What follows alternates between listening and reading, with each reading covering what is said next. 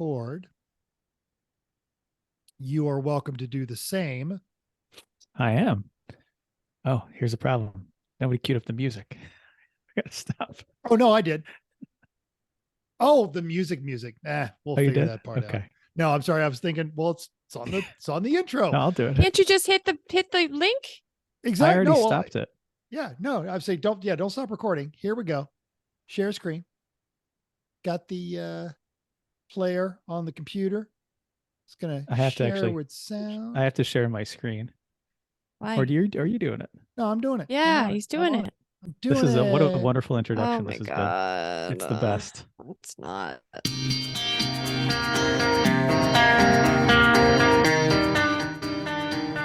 Welcome to Everyone Racers, a show designed for the world of low-dollar racing and oddball car culture. It doesn't matter what kind of Lemma Champ or Lucky Track Dog league you run, SCCA or NASA, we won't discriminate, as long as you drive it hard and build it yourself. Join us each week for tech discussions, tips, tricks, news and notes in the world of amateur endurance racing, and whether it's on the spot, hella sweet, or we're lucky enough, and Chrissy gives us just the tip, we're sure you'll giggle a little and learn even less. Everyone report to the paddock. This is Chris. This is Chrissy. There is no Jeff. And I'm mental. Sorry. We are Everyone Racers. Welcome to another Ferrari 290 MM edition of our podcast. Are you laughing because I'm giga blasting, or am I just that naturally funny? Okay, all right. Yes. On the recording that's going to go on the podcast, no one knows I'm giga blasting. Oh, they'll know. They can hear it. No, because it's on my computer and it's fine. Oh, all right. Perfect. Okay, never mind. The Ferrari 290 MM was a sports racing car produced by Ferrari in 1956, developed to compete in the 1956 edition of the Mille Miglia, hence the acronym MM. 4 cars were built, in case you wanted to know. On December 10th, 2015, RM Sotheby's sold the 290 MM driven by Juan Manuel Fangio in the 1956 Mille Miglia for $28 million. Assuming you're not driving a car that is worth that much right now, you should check out our E1R bingo card. And if you do have a car that's worth $28 million, we'd love to discuss sponsorship opportunities with you for reals for like the price of like one of your tires. So, check out that E1R bingo card. Let's kick it over to the most, I guess, interesting part of the week. What you working on, Chris? I've been doing more aluminum welding. Get Big surprise, out! right?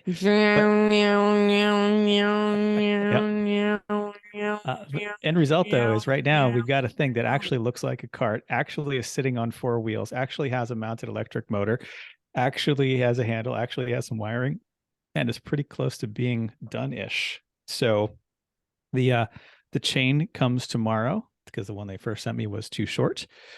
And then it put the batteries in, hooked the wiring up, and it should be operable. Then it's a matter of making the chair holding kind of AT frame thing in the middle, and that's it until something breaks. But it's a good start at the very least. But it's been a lot of work. I'm looking forward to having it done because this weekend we have to go get the Mazda out of storage and race prep it to get it ready to go. Sounds like a busy weekend. Yay. Yep, yeah, in addition to a holiday, there's that. Yep. So I find other things to do because I can't weld, nor can I. What? That holiday. Thank you. Yes. Yeah. Okay. Zombie day. Got it. Sorry. I'm not very smart. Got it. Yep. It's okay. I was like, why are we being a bunny rabbit? Oh. I find other things to do because not only can I not weld, I can't stand in the garage with him because I can't stand next to welding. So I rearranged. Chris helped me, but I rearranged a room. I've been dying to rearrange our den and make it look in like a nice sitting space and something other than a junk room, because that's what it's kind of turned into. And then I did some studying, and we all saw each other for a little thing on Sunday. Yeah, that's it. Mental. We're dying to know what kind of things that you have got going on. One of my good friends here in the local area, if you watch any of the Do or Die podcast or you've seen the Rami show, you know Chef, one of the local guys here, a big Porsche and air-cooled VW enthusiast, and he picked up a 930 turbo last week. In fact, the one on Bring a Trailer, rest of the world car, had to leave California. In fact, he asked, hey, I've got the money. I can just go pick it up. And they're like, no. We have to show a bill of lading verifying that this car was shipped out of California. It's not allowed because it's one of the rest of world emissions cars. things. Yes, Yeah. exactly. And you could fight it, but why? Because this is, we're in Nevada. So he had that. And we did filming with the Rami show. So we had two 930s, a 79 and an 85 out in the desert. It smelled like hot oil, and 99 Loof balloons kept playing over and over in my head along with New Order. It was just friggin' fantastic. What a good time. So you drove around in 930s and no one died. That's amazing. Yeah, no doctors were there. So that's the key. Got it. Actually, Chef's a phenomenal driver. He's one of the standouts in the local PCA, and then of course Rami's just a lunatic, and he's been driving that 930 since he was 14. I got a visit from Hyatt and Ted from Idle Clatter. They were doing their annual pilgrimage across the United States. Hyatt is coming back he's like living the dream because he's a ski instructor, and then he goes and he works on surfboards in the summer. So he is just, wow. Yeah. Right. Wow. People vacation. Right. People dream to have lives like that. Yes. So they came through on their way in from Reno, and we hung out for a bit, and then I sent them down to Phoenix where they met up with the Yo Man. So yeah, they're just that's fun. We're doing that. And just on occasion, making some bad decisions. Made an announcement on Instagram, which is why neither of you two know what it is. I have no idea. Nope. No, So, I heard something about a tow truck to your wife, so that's about all I know.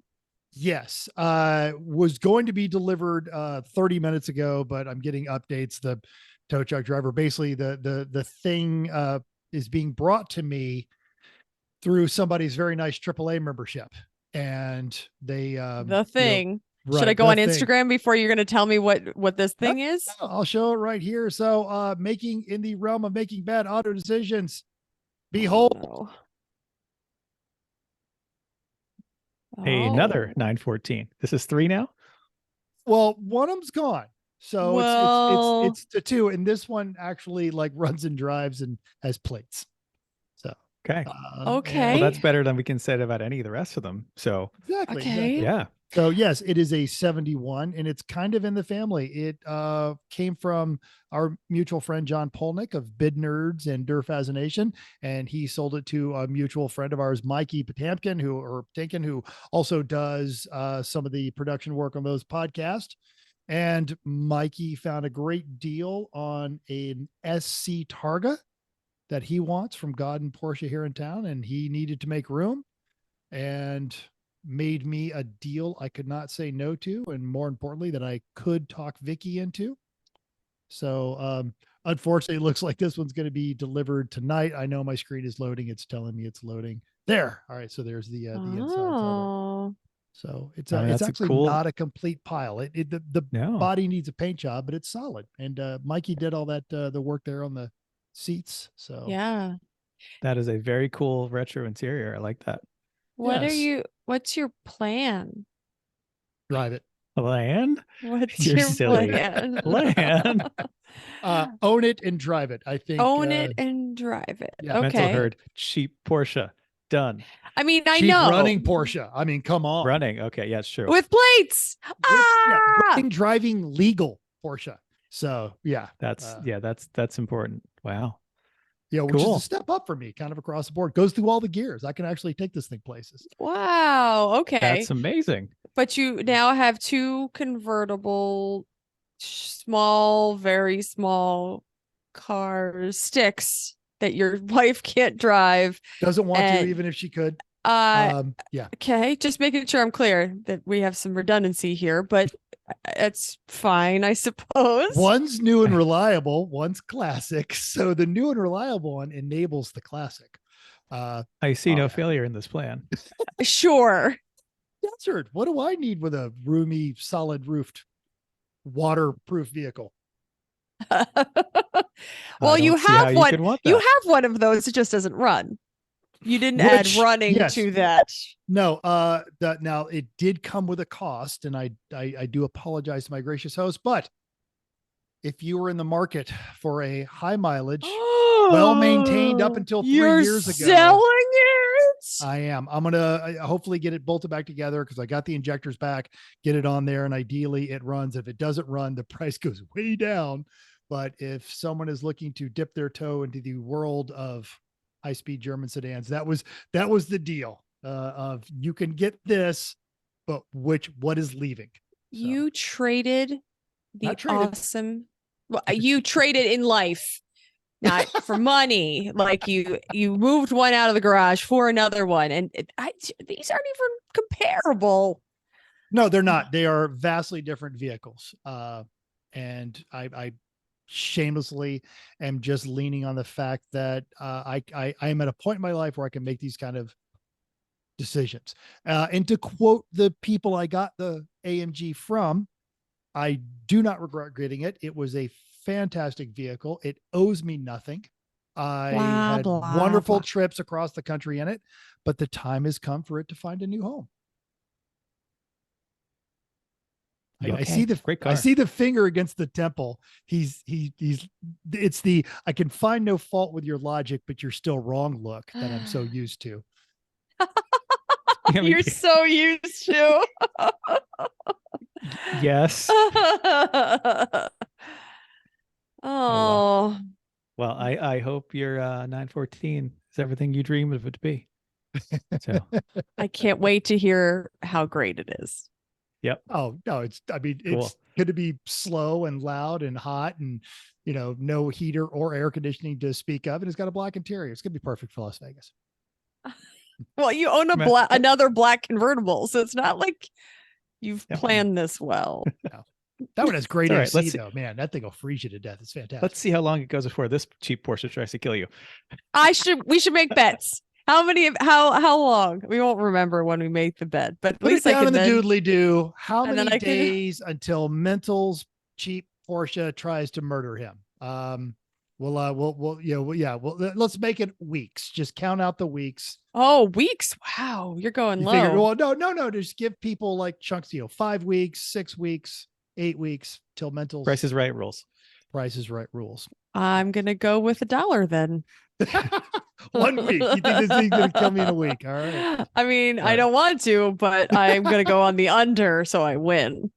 It's the same reason I have to quit betting on Perez. I don't Yeah, want to quit betting, You but just I have want to go- win. Yeah. Oh, well, unless he comes in. If he starts from the pit lane, then she has a harder time That's trying to tough. win. All right. Chris, Ready? you want to get in on this one? No. Oh, what? Oh. On the over under? No, I'm gonna wait till it actually shows up. All Good right, fair idea. enough. Your clock is ticking if you haven't received it yet. No, I've got all the way to 1 week, so that's already taken. So now I have to decide how many potential weeks after that it might And be. if you've Okay. got to guess, put it down in the doodly do. Okay, Chris. ready? I'm News ready. and notes. All right, you're not imagining it. It started before the pandemic, and even as suddenly as the supply chain catches up, cars are more expensive than ever before. Sebastian Blanco at Car and Driver breaks it down. Average APR is 7%. Average payment is $730. Wow. Over $1,000 a month isn't uncommon. In fact, Edmunds Automotive claims that for about 15% of new buyers, that's what they're paying. 2 states that sell a whole lot of trucks, Texas and Wyoming, have 21 and 25% of the market in the 4 figures a month club, because you can't even touch a F-250 for less than 50 grand anymore, especially when you have to have a diesel. Hell, you can barely touch an F-150 for 40 yeah. grand. Yeah. Well, hey, the average average price of a new car is also up and could hit 50,000 this year. But how many 914s could you buy? It depends on how good the 914 is. It might be one, it might be many. Okay, because going by my first one, you could buy 100. Yep. When Carlos Ghosn escaped from Japan, it was the stuff of movies. Now it will actually be a movie. Okay. It will be a TV series. Now, Chris Teague over at The Truth About Cars has details on what is currently titled The Fall of the God of Cars. It's a six-part TV series. Tony Shalub, star of Monk, Wings, The Marvelous Miss Maisel, will play Carlos Ghosn. That is a brilliant casting choice, by the way, who led Nissan, Renault, and Mitsubishi through some very challenging times. His career ended when he was arrested in Japan for allegedly underreporting his income and misusing millions in company funds. He then made his way from being out on bail in Japan to living a limited but unjailed life in Beirut, Lebanon, with a daring escape. He had the help of a few Americans, including a former Army Special Forces soldier. Ghosn fled prosecution in Japan, hidden in a large equipment box, which everyone says is a cello case. I don't know if he's confirmed or denied that, but I'm going to watch this. I'm going to watch the series. Yeah, that is, I mean, when everyone heard what happened, it's like, what, you've got to be kidding me. Really? Really? Yep. No, let's not check that. You can't make this stuff up. Yeah. Yeah, somebody should make it some kind of video or special. And even if nobody watches it, then it's fine. It's funny. Okay, just today, which is Wednesday, the racing world lost another legend. Kyle Hyatt at Jalopnik brings us the news about Craig Breedlove. The legendary land speed racer was the first to break the 600 mile per hour mark in 1965. In 1959, Breedlove purchased a used jet engine for $500 and built the Spirit of America to chase land speed records. In 1963, he went 407 miles an hour and became the first American to hold a land speed record in more than 30 years. The next year, he would set a new record of 526 miles an hour and nearly die when his brakes and parachute failed. He struck a series of telephone poles at 400 miles an hour, ending up nose down in a 20-foot pond. Breedlove kept chasing records until the late 90s. Read more just for fun in our notes. I looked up how much with inflation a $500 used jet engine was. Like in 1959, this is $500. Yeah, this is the equivalent now of buying it for almost $5,200. So you can imagine buying a $5,200 jet engine, which that's got to be like, that is the lemons. That is the lemons of jet engines, of turbine engines, right? That's the Gambler 500 of jet engines. I feel like the core price on any kind of used jet engine has to be far, far greater than that. So I'm just curious how janky this was in its time frame. It was pretty janky. And yet, hey, but you had a jet engine, and you could say that you did. You can't say that we had a jet engine. He put it to good use. Good for him. Can't say you've had a jet engine yet, Chrissy. Do not underestimate how much aluminum welding Chris can do now. Yes, please make me a jet engine. Now, Mental, there's a place where, I don't know, could you find a jet engine on racingjunk.com? I feel like I have to go look right now. Yeah, you should. While Mental tells us about this I cool know. thing. I didn't think about that, but I would be stunned if you can't find a jet engine on racingjunk.com, because there's always a cool car on racingjunk.com. But this episode is about safety, and that includes fire suppression systems, which is required by every organization all of us ever race with. Right now, if you are near Bethlehem, Pennsylvania, you can get this Stroud 10-pound pull system fire bottle for just $500.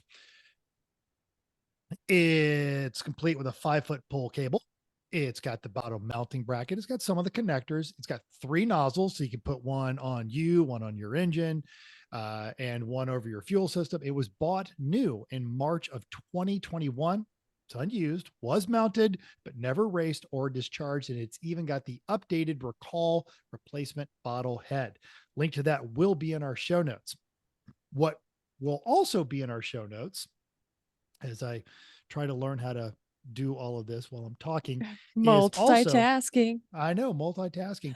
Racing Junk right now, they always have a contest going on. Now, of course, if you use Pod 23 when buying their membership, you can get that's for less than or 50% off, just like $25. They also have another fantastic giveaway, which is a boltsandnuts.com giveaway. And what that could, this is right here, that you can win an entire bin of bolts and nuts, all grade 8 style hardware and zinc finishers. It's got SAE, alloy split, all of this, and it comes with a 40-hole steel bent. Yeah, you got about 90 days to get on this contest. Link to that is also going to be in our show notes, but check that out because that's something everyone can use. You can always use a bunch of connectors, high-end stuff. That's a bolt box starter kit right there. Boom. And it's not just all the stuff you kept from your sketchy cars that you disassembled in your garage. This is like new quality hardware. We have one of those. There you go. Great. And I would try to screen share right now, but apparently the host disabled participant screen sharing. Could you, oh, I don't know if you can provide me with screen sharing as the host. Also, while we're talking about this, Bethlehem, Pennsylvania is very close to us. We're actually headed there on Friday. So if you guys need, if anybody needs a fire bottle for Pitt, we might be able to negotiate something. So let us know. Reach out. I don't know how Jeff does this. This is bad podcasting. This is bad podcasting. I'm going to send this. Here we go. Boom. I've got it. You got there it? It is. You should be able to share now. He went through all the screens. So when I ask, can you buy a jet engine and racing junk? Yes. Of course you can. It just might be in a drag racer. Oh, in a Mercedes. Yes. This is Look at this. It's called the Jet Limousine. It is a Westinghouse J34 powered jet car. It has two bodies. One of them is a Mercedes W126 limousine that's pink and fire and lightning. That is sorry for party all over it, baby. Oh, my. This is one of the bodies that it has. Otherwise, under the frame, it's just, it's a dragster, but it's a jet dragster. Oh, and this thing is unbelievably cool. It is. If you have $45,000. Well, see where it is though. It's in Hawaii. How the heck am I going to get it from Hawaii? Doesn't matter. I love the legitimately aircraft gauges in it because the jet engine. Yeah. Comes with a 44-nut gooseneck trailer, which shipping off Hawaii, kind of expensive, I'm sure. You limited yourself by making a really cool car in Hawaii. I mean, it's the coolest jet dragster powered Mercedes in Hawaii. Let's assume it's $5,000 to get it shipped from Hawaii. So you are now at the Bonneville Salt Flats for less than $60,000. That is wow. Nuts. I'm impressed. Yeah, it's more of a dragster than a high-speed racer than a land-speed racer. It's, quarter mile at a time, but still pretty great. Thanks for finding that. Racing junk is amazing. There's lots of jet dryers. And here's another guy that says he's got 5 Westinghouse J34 to 48 jet engines, 5 in running condition for a jet car or track dryer use. Doesn't say how much they are, but there's 5 of them. I only need one. I only need one, friend. Can I just have one? You know what? I'm sure he'd probably sell you one, but there it goes. You answer is yes, you can buy a jet engine on Racing Junk. Multiple jet engines. Yeah. Racing Junk really does have everything. Just amazing. Just get the pro membership. Then you find all kinds of fun things. Twitter, all that stuff got you down. Bam. Racing. I've never gone to Racing Junk and gotten depressed. I did when I went to one of the sections that only has 3 things. Like I was looking for pit vehicles. Like every once in a while I go to one and there's only like 2 or 3 and I'm like, oh man, that's the only time I'm sad. And there's not enough things fun things that I want to look at. All right, let's move on. Upcoming race. There's no upcoming races. Never mind. No, it's but Easter, I just said right. So I also said let's talk about recent results. Okay, so there's no upcoming. So we're going to talk about the Pacific Northwest at the Ridge. Overall went to 199 in lieu of therapy. B class. In second place. That's the Corrado, the J. St. Clair's multi-winning Corrado. Oh, that's not the Chodas? No, B class. Yes. Oh, there should be a couple spaces here to say. So yes, number 199, the Corrado, that one. Okay. Yes. Thank you. I'm sorry. I was moving on. B class, second place. What? That's not a B class. Well, welcome to A. Okay. Second place, 1 lap back was the 74. In its defense, this is the first time that Chodas never Chodas. Right. Second, because it won C at Buttonwillow. Yeah, but you can win C with a bit of Chodasing, but they have been fighting this car for years. Mm-hmm. years and years and years, and they just keep doing it. And Yep. this time it actually worked. That's amazing. One of our Sorry for Party Rockin' crew was up there, and they told me that when the track started, because it rained all weekend, no one got any clean laps, but one of the drier parts that the Chodas managed to throw down a 159. I don't know, remember if that's good. Yeah, or if I not, don't but remember Rich- if that's good. Apparently it's very good. Mhm. Yep. And Class C went to the 505 French Foreign Legion action and they came in 14th. So That's a fun. Peugeot 505. That I has could to be not. like one of the last 10 running 505s. It's in the US. Northwest. It wouldn't Yeah. be surprise Yeah. me if there's some extra ones out there. I couldn't find anything enough. else. Facebook did not seem to post the winners on here. So that's all I found from what I know. So, and that picture is from Zimbabwe. Anyway, that's what I know for recent results. Okay. Listener feedback. All right. In response to our last episode with guest Sajeev, Chris G replied, "Hey, as a modern architecture nerd, I loved the modernist, brutalist rabbit hole in this week's episode. Sajeev is a fantastic guest, super interesting dude." Yep. Yes. And on YouTube, Randy B agreed because he was speaking also to that he's interesting and speaking about Sajeev's Buick. Quote, those turbo Buicks were draw through instead of blow through, if I remember correctly. I had a 79 Riviera with that setup and wished I'd kept it for racing. A 3.8 turbo front wheel drive sounds like a recipe for disaster. Yes, it does. Yep. And Chris KK had to pipe in and say, "Hey, I'm Chris as well." Sure, there's more of them Hey, out there, we're all Chris's here tonight. right? And ever ready with the forecast, meteorologist AccuWeather Speedo man Tim B pointed out that pit race is only 40% cold. Oh, I'm so glad he said that. That's awesome sauce. Yep. Yep. You know who's also 40% cold quite often? Maybe so. I was going to Chrissy's say mom. 100% party, but I just didn't, it didn't feel right. That's fine too. She's 100% party. Hi, That would Mom. be Chrissy's mom. Hello, Chrissy. You will be, if you come to pit, you might be able to snag a Chrissy's mom cookie. But you Yep. you better step correct. There's a please and a thank you involved in that. And you might have to take a picture of you being very excited eating it because I send her pictures all weekend. Yes. Okay. Main time. Okay. It's one of my favorite subjects. It's safety. Yay.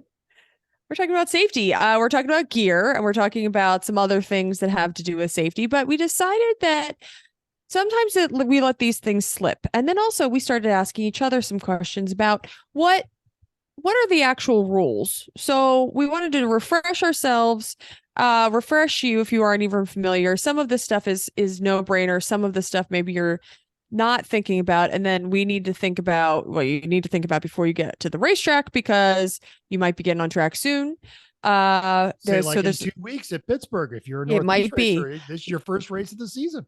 There might be. So let's talk about gear. This is a good place to start. So we reached out to Ken, and Ken Kodik. Yep. And he is probably seen your racing gear and inspected it. He is at most races. He is a lovely gentleman, very, very nice. Until you come and either give him sass, don't do the rules right, or you're not doing it right. Usually that's the answer of why he's not very nice to you. So we asked him, because he knows all about gear, what are some of the things that you've seen trending in safety gear inspections? And I've also done safety gear inspections, so I know the good and the bad. I also am much more sensitive to handling when somebody gives me a bag of gear and says, "Here, look in it." I'm like not really excited about touching your underwear or touching things that you haven't washed in a It's while. just bad etiquette, especially when it's probably sweaty and gross. Like, nobody wants to deal with that. Deal with your own stuff. No. What? Yes. And I've had that issue where like, hey, go ahead and put that suit on for me. And I get the teenager eye roll. And I'm like, look, man, I don't want to touch your sweaty suit. Nope. And then you kind of see 90% of the people kind of like process it like, okay, that actually makes sense. Right. So especially for lemons, you should wear your suit, carry your gloves, Hans, and helmet but throw the suit on because they are looking to see, and yet take it all out of the bag. Don't bring a bag and set it up on the table. I know you didn't wash that stuff after that last race. And it sat in that bag all. And even if you did, maybe you just smell bad, and I don't really care to do that. Also, sometimes even your helmet is already sweaty, and that's kind of gross too. So just have it all out there so I don't have to touch you, and I just give you a sticker. That's really what it comes down to. Anyway, so let's talk about helmets. So we need to make sure that they're in date. They go outdated in 10 years. And damage. So some people care more, some inspectors care more than others about damage. So I had somebody who was kind of inspector turned up to 12, and I had some marks on my helmet, and because of getting in and out of the car, if we have a low helmet, if you hit the top, they said, yeah, rejected because it's probably broken because you probably dropped it. And I was like, nope, just getting in and out of the car. So make sure that it looks that was with a matte helmet. I think that really you could see when it was matte, it was whenever I scraped the roof, or it just, fell from the chair to the ground, that kind of thing. So if it looks beat up, sometimes that raises eyebrows. Making sure it's the right type. So there are motorcycle helmets. They might look the same. So make sure when you're buying one or buying it from somebody else, if you don't have one, that you're buying the right type. That should have it should have the correct labeling on it. Yes. And I have had people show up and they said, I went to a store, they handed me the helmet and said, this will be fine. And the M rating on there is not fine. They're actually tested different. So don't trust the salespeople. If you go to any of your racing organization's website, they'll show you exactly what the Snell racing sticker looks like. Yes. And even sometimes I've had at least one helmet that we had a hard time understanding the labeling, and it didn't look like one, didn't really say an M, didn't give the correct one. So just make sure that your helmet has the correct labeling in it. Hans device. So make sure that you have some kind of neck restraint, and making sure that it is in good repair, that the tethers are in date. And so there's recommended replacement every 5 years, but it's just recommended. And I would say, like we're going to talk about with anything that looks bad, like it's going bad, fraying, any of that good stuff, just get them redone, and then you have it done. That is currently a judgment call, but I would say that's an easy one. Of neck restraints need to be in good. They're trying to do a good job, and you need them to work when you need them. Duh. And it's also not very expensive or time consuming. Do this in the wintertime, or when you get back from a race, send it off like I'm looking for right now at what Next Gen's process is. And they say must be recertified every 5 years. Okay. It's $114 to have it done. So much less than the cost of buying a new one. And so what they do is they get you obviously a new SFI sticker, replacement tether. They inspect it, labor, return shipping, all that stuff. Seems pretty reasonable for something that's designed to keep your head on. And also, if you decide you want to go get a new one, you might have to replace the connections to your helmet and other people's helmets. So you have to commit to, if you're going to be a Hans, and that's what especially if you share them. So our team shares them. So we make sure that if one of us is going to commit to doing that, that's your own thing. So you can't play a part in what we can't trade, is what I'm getting at. So make sure that go ahead, Metal. Well, and I had my Hans, because you guys use the Defender. I have a Hans. I had mine done last year for $70. They did the padding, the new tether, and I like the old school flip up ones. They're about to age out, and they're going to tell me I can't use that one anymore because I like it. I feel it's easier to get off when I'm in the car. So I do that. But you literally Google Hans or Defender recertification. And for the Hans, there was a company on the West Coast, company on the East Coast. And because I was using the old tethers, the guy even called me. Am I putting on the right tethers before I send this back to you? That's called nice. me right from his workbench. I'm like, I really appreciate that. Thank you very much. Wow, that's great. And they tell you it's about a month turnaround because they've got volume. But if you time it right, I think mine was in my hands in a week and a half. And I do want to touch on the thing that Chrissy talked about. And I apologize for making us jump back. But if you're watching this on YouTube, I'm going to bring up what the Snell stickers look like as soon as my slow ancient Mac catches up. And what you see here, the stickers. Now, if you see on yours M and a year, That is a motorcycle certification and it's wrong. It has to say SA. Anything that says DOT, absolutely useless for racing. You need to have the Snell SA. And right now it's, we're 2015 was Chris, you got this. Yeah. Well, we're in 2025 ones now, I think, or Yes. 2020. So, okay. but 2020 is as old as they could be. That's okay. Yes. Yeah. Right. The thing though is that the DOT doesn't preclude the helmet from being acceptable. Like I have had SA rated helmets that are also DOT, but if it is only DOT, not going to work for racing. Good. Yep. Spend the money. Yeah. And watch out for there's a good time to inspect all your stuff. Like look at your visor. Is it all crazed because it's been years old and you've never really cleaned it right because you don't know what the actual proper cleaner is supposed to be and you've ruined it? Do you want to talk about that for a second? Because we got time. So let's go ahead. Well, like Stilo says you can't use Windex on their helmets because it's got this very special anti-fogging component in it. And they're not the only one. And if you have ruined it, which many people have, you have to replace it because otherwise you can't really see out of it. There is a very special spray cleaner that you need that if you look on Stilo's website, it tells you, and you can buy it. That's just an automotive degreaser. It's not Simple Green. It's a different one. So it's something you need to be careful of. And very easily, you just over time, maybe one of the bits is starting to crack. Just replace that now. They're not hard to do. Okay. And they're cheap and you get the cool like iridium ones, everything. Yeah. Yeah, they're not super cheap. Well, it depends on your helmet, I guess, which visors it uses. If you have the expensive helmet, your visors aren't cheap either. Okay, let's talk suits and gloves. Okay, so the age is something we need to think about.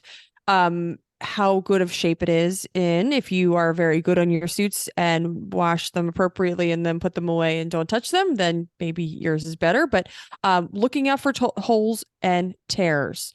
So we were talking about this with the couple of us about how to. Do you have something in here later about fixing them? I do. I've had to repair them here. So if you want to talk about suits, then I'll go into what to do when they're not doing that. Sounds great. So the suits need to be multi-layer suits, or a single layer needs to have Nomex underwear. So making sure it's so sad to get to the track and realize that you don't have your underwear isn't SFI, right? SFI, I think it needs the tags on it.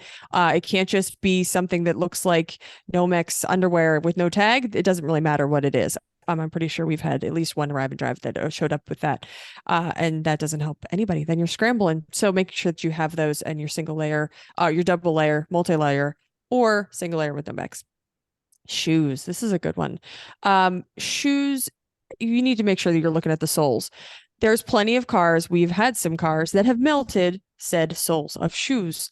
Then you totally lose a layer of a protection on your feet, which many fires start near your feet. So this is something that you really need to consider. And if it's getting that bad, you need to really consider, should I just get a new pair right now? I know Chris played this game. His were pretty melted.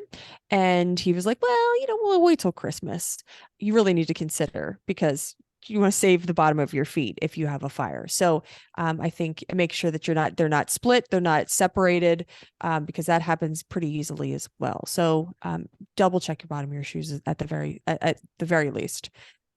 Suits are technically good but to bounce back to them, technically good for 10 years, but maybe everything else is too, but it all depends on wear. I mean, if you only wear it once a year, then it's not so bad, but if you're wearing it often, you're traveling with it, it's pretty easy to wear out.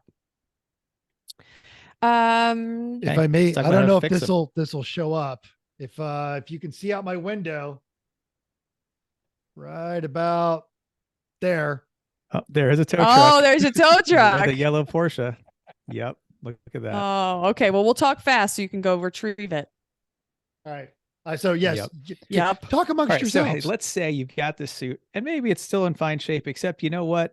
You sat on something and moved and now there's a tear in your butt or anywhere else. But that's the kind of thing you rub against a sharp edge on the car.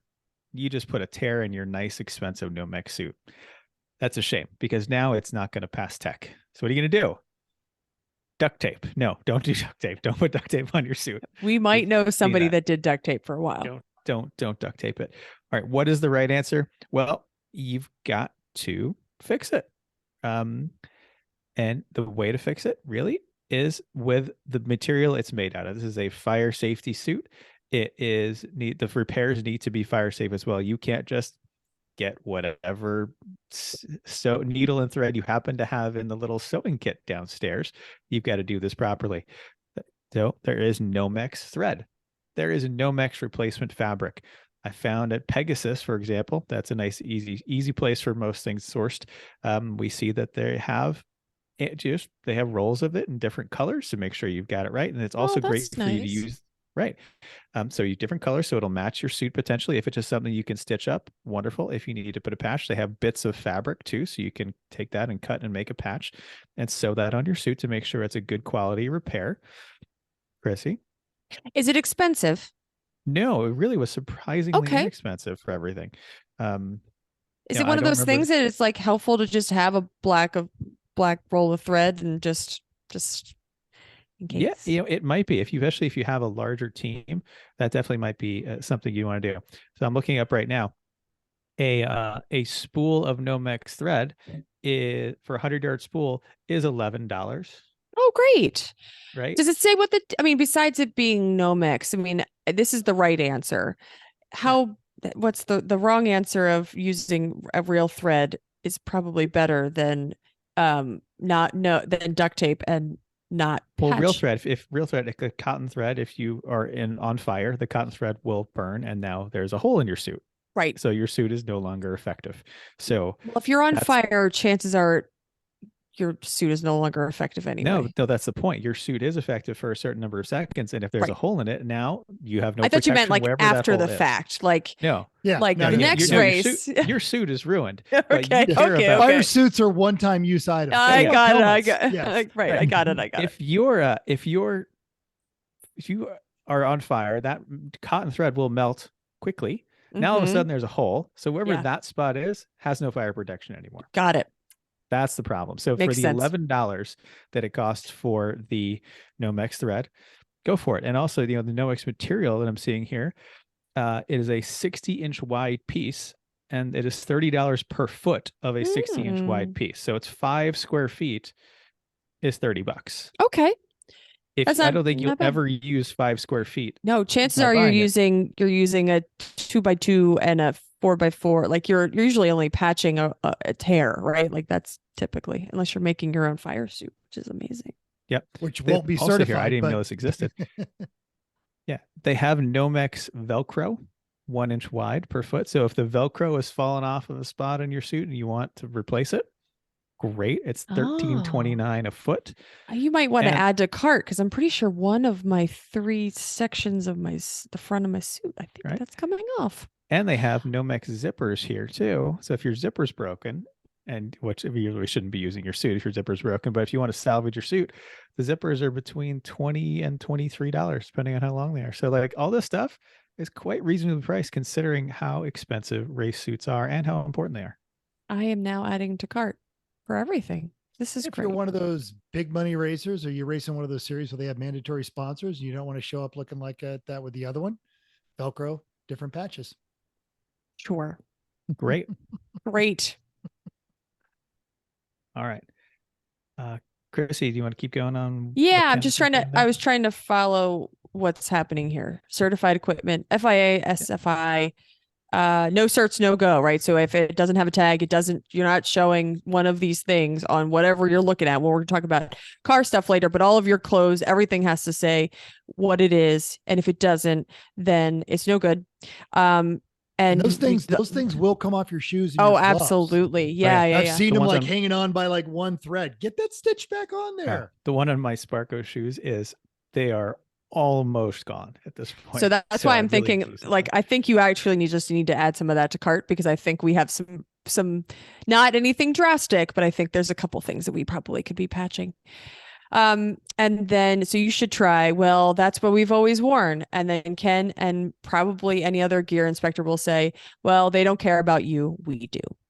So double check your stuff. And Ken is not lying there. They do care. It's true. I've never been to a series where the argument of, well, they let me wear it in this series works. And every time I've heard that, it's also like, with the exception of like a handful of dirt trackers, totally not been true. Like, oh yeah, they let me wear that in Lucky Dog. No.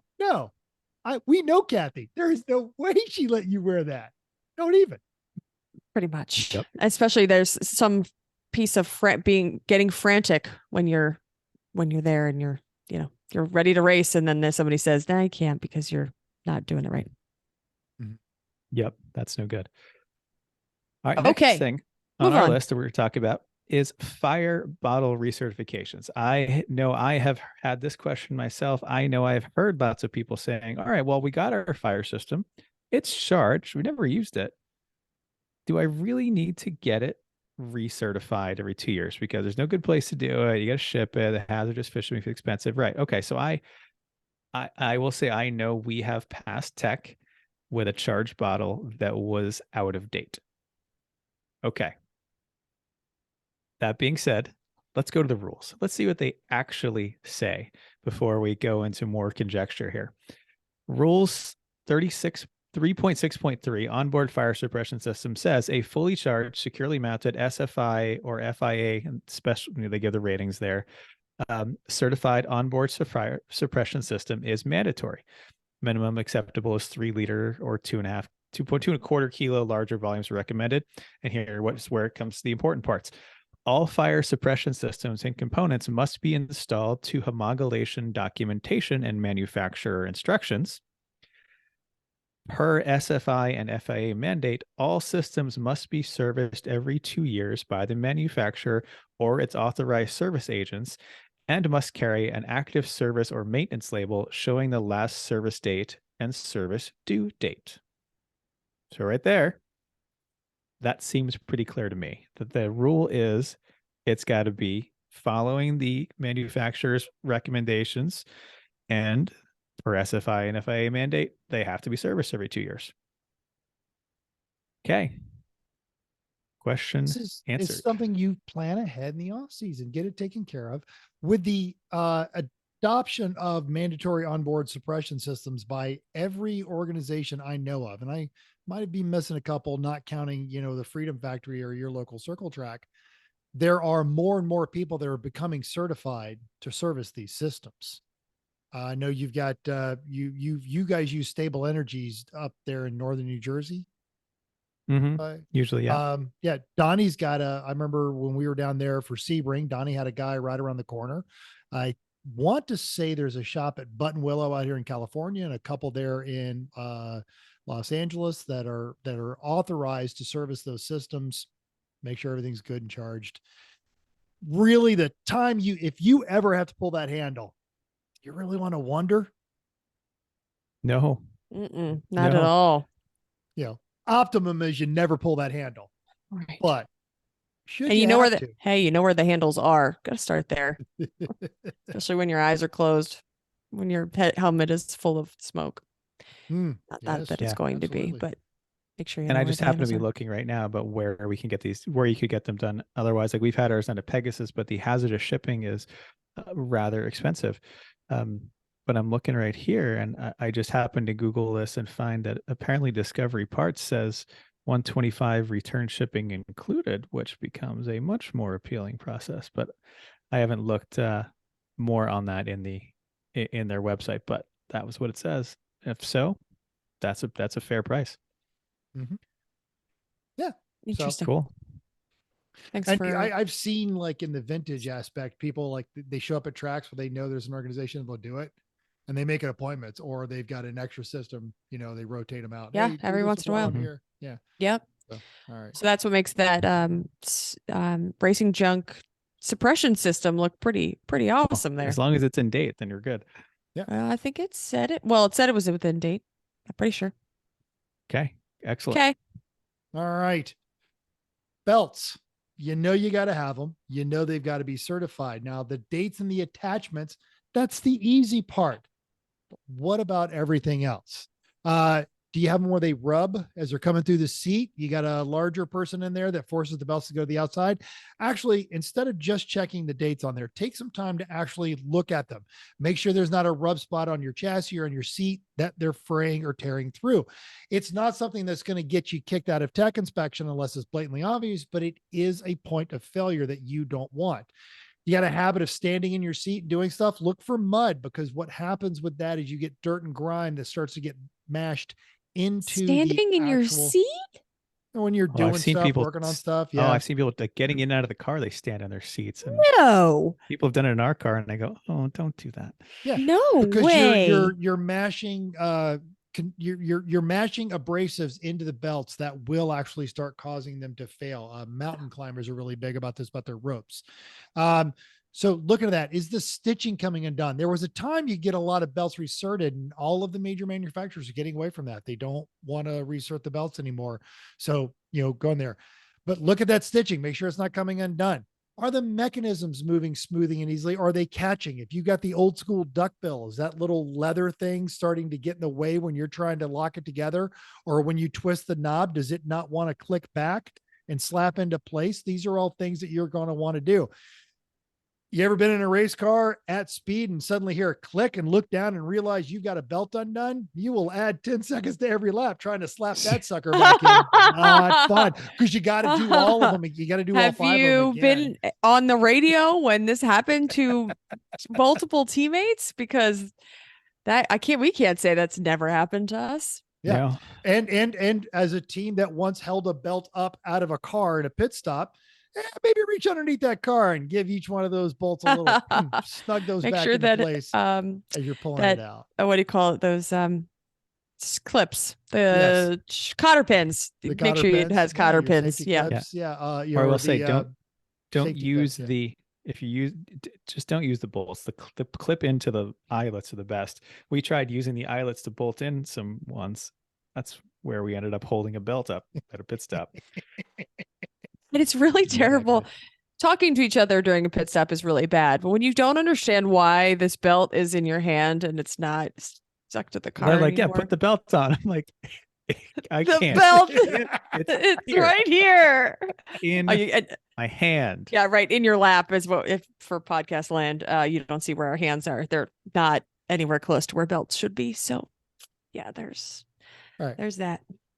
So unless we've got around the horn, what are we missing, folks? What else? What other, as you are getting ready to go do your first race? I know I just did mine 2 weeks ago. So I dug my safety gear out and I actually made sure I had everything. I thought I knew where I'd put it away. And it turns out this one occasion I was actually right, but I didn't want to be in Nolans, 3 time zones away from where I am now and realize I was missing something.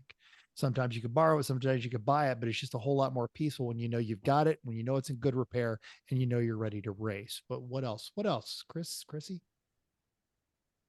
Now I've got nothing else on this. It's just a bit of checking and prevention before the race will save you a whole lot of hassle. So one thing that we didn't talk about on here is socks. Socks, because we have multiple pairs floating in our bag. Usually we do wash them after a race. But they don't always have I don't know that they all have tags on them. They're usually just they're just Nomex. Some are stamped and some do have tags. Yeah, this one I don't know that. I think we lost our tags. 1 or 2 that have tags. I think our tags are long gone. But which is fine, but just making sure that you have them. I occasionally have been saying, oh, I'm just going to get in the car for not very long. I can just wear these sports socks. So again, that's not the best. You can get them teched and then you cannot wear them. So just wear them. That's what the answer is. It's easy. They're a thing that you can not see and not know what you're wearing onto the track. But a lot of this is just your due diligence because it's safety, because you should care about it, because you never know when you need to rely on it. You should follow the rules with safety stuff. Like that's the easy answer, I think. Just that does what you're supposed to do. Yeah, that does bring to mind a point, and I've brought this up on the show before, but I'm going to bring it up again because it's important. If you're not wearing a cool shirt or you're just wearing something like that underneath, you need to ensure that both your undergarments and your shirt are 100% cotton. You should not be wearing any synthetic fibers. And the reason for that is simple. The fire suit can absolutely do its job and prevent anything that is hot enough from damaging your skin. But the temperature of your skin being damaged and the melting point of a lot of those wicking fabrics is a lot different. So while the fire suit is doing that job, you now have a synthetic material being melted to your body. Chrissy. Addition to that, cotton with no logos. So when you have a logo on your shirt, exactly what you said, not just a synthetic fiber, you can have a cotton shirt on, but now Chris has this nice Mercedes logo melted to his chest because he right metal. That's pretty metal, right? Yeah. So that is the real possibility that if your car gets too hot, that you are going to be burned by the plastic that is on your shirt. So I actually keep a whole bunch of cotton, 100% cotton old shirts that are only race shirts. That's what you wear when I'm not wearing a cool shirt, because that's what you should, because if you wear anything else, it's could be melted to you. And while we're talking about things melting to you, same thing with that underwear. Yeah, I know it's a little, we like to wear those nice cooling shorts and the underwear that lets the boys breathe, as it were. But I don't want any of that melting anywhere near those bits, because that's never going to be good. That's not metal at all, having a Mercedes emblem on your butt cheek. So make sure that you've actually just got a set of a good old fashioned cotton, briefs or jockeys or whatever it is you like to wear, to make sure you're doing that. Yep. And if we missed anything, drop us a line on one of our socials, tap it down in the doodly doo. What's one of your safety things you like to do as you bring the car and or your gear out of the garage before your first race? And I believe Hold on 1 second. Sorry. No, I was just thinking about our bag. I was just thinking through my head what is in our bag. Chris, talk about molecule. Oh yeah. Your race gear is probably so stanky and gross, even if it's not right now, because it's springtime and hopefully you didn't just let it funk all winter. It will be at the end of a day. I one time bought this stuff. It's called Molecule Spray for race suits, and the stuff is pretty damn fantastic. You spray it in your race suit when you're done with for the day. It doesn't smell awful the next day. It's a new world, especially in those summer races where you get out of that suit and it's disgusting. So yeah, would recommend. Have you used it? I think they come with other stuff. We have the spray, but I'm pretty sure there's other things like, I think they have detergent and stuff like that I'm pretty too, sure right? you can. Yeah. So, and we didn't really talk about washing, but washing it too much can take away the Nomex, right? Like if you wash it in. Nomex is okay. Usually it's the older ones, the cotton ones with the coating on them. Those are the ones that over time, the coating can actually get washed off a bit. Yeah. To not current stuff. That's another reason Nomex is better. It's just the material itself is more fire resistant. Got it. Yeah, I remember we used to not necessarily wash it every time. So because of something. And and it should be either air dried, line dried, or drying with nothing else, because some of the materials can get into the cotton. That's an old flight suit thing that I think I was the only guy that followed. Okay. Yep. Sorry, we keep coming up with random things. I was just good. And if you come up with another random thing, oh, by the way, guys, you missed this, throw it down in the doodly doo, get a hold of us on one of our socials. This is not necessarily a just the tip, but it's a, hey, nice tip. Thanks. Okay. I'm passing it to you. Yeah. This is something that we learned this week, and that I needed to get a welding bottle refilled. Now, as one does when you're doing a lot of welding, you got to go get it refilled. And, those places, Air Gas and Praxair and all those places, they're only open like 7 to 4 on weekdays.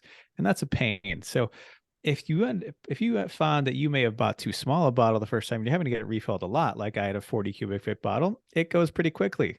Like one cage is 140 cubic foot bottle. And that's a pain. So I didn't know this, but Chrissy was at Air Gas and was trying to get a replacement bottle for me. And they didn't have a 40. And I said, well, you can just trade that one in and upgrade to a 60. And we said, how much is that? And they said, like $20. And it was like $20 to get the bigger bottle by trading the old one in, getting the other one. And now I have a bigger bottle. I was like, oh man, this is going to be really expensive, because those gas bottles are way more expensive than you think they should be when you buy them. But to upgrade it was super cheap. And now I've got a bigger bottle. It's going to take longer before I need to get it refilled. That's just easier. I'm ready to go back because I was just there and it was right. so easy. And I didn't have There's to a wait nice in tip. line. And I said, I need a 40. He's like, I've got a 60. And I said, okay. Yep. Yep. Time you okay, walked great. into a store and asked for a 40. I did. And he said, nope, do you want more? And I was like, not sure. Got to ask my husband. That's how this line went down because wasn't sure. All right. So, hey. The only time asking for a 40 is actually an okay idea. Yeah. And, I mean, some pizza places are okay with it. yeah. So, hey, nice tip. Thanks. All right. Appreciate it. Do we have any idea what we're going to talk about next week? You bet we do. We might. This is our patented, powerful pre-pit, pre-race preview presentation and potluck pimp. That is awesome. Yes, potluck pimp. We'll talk about it now. Saturday is potluck at Pit Race. There's a sign up sheet available, but if you're going to bring something, just go find the Facebook post and just let me know that you're going to bring something, just so I know what you're planning on. Outstanding. All right. Let's see if I can do this. Oh, you're trying? All right. Thanks for downloading us, and we hope you enjoyed this week's edition of Everyone Racers. We also hope you'll join us in the world of driving, racing, and building, because everyone can be a racer, even you. If you enjoyed this podcast, caress the subscribe, like, all that button. It's totally free. Go to iTunes, give us a 5-star rating. Even if you hated us, give me a 5-star rating and tell us why we suck. If you have any questions, show ideas, hey, nice tips, drop us a comment on our Facebook page, Everyone Racers. Email us at everyone.racers@gmail.com. You can still text us at 484-243-0455. Had a great conversation with the guy that is doing the Vannenball last night.